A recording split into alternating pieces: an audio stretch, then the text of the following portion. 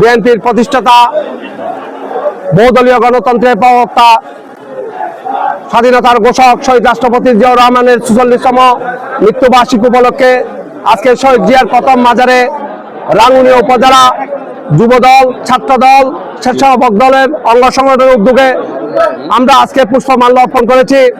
এই পুষ্পমাল্যের মাধ্যমে আমরা বহুদলীয় গণতন্ত্র শহীদ রাষ্ট্রপতি জিয়াউর রহমানকে বাংলাদেশে আবারও স্মরণ করছি। এদেশের ১৭ কোটি মানুষ যেমন জিয়াউর রহমানকে পছন্দ করে, প্রতিটি মানুষ জিয়াউর রহমানের উত্তরসূরি হিসেবে আজকে বিএনপির ভারপ্রাপ্ত চেয়ারম্যান তারেক রহমানের নেতৃত্বে আমরা ঐক্যবদ্ধ আছি।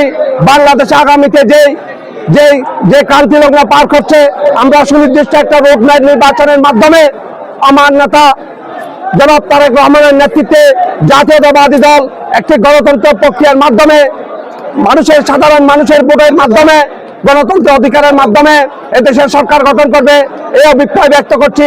এবং রাঙ্গুনিয়া মাটি ও মানুষের নেতা এবং চট্টগ্রাম সহপুরুষ এবং বিএনপির স্থায়ী কমিটির অন্যতম সদস্য শহীদ রাষ্ট্রপতি শহীদ ফরহাদুল কাদের চৌধুরীর উত্তরসূরি হিসাবে জননেতা জনাব হুমাম কাদের চৌধুরীর নেতৃত্বে আমরা রাঙ্গুনিয়া ঐক্যবদ্ধ আছি, ইনশাআল্লাহ থাকবো।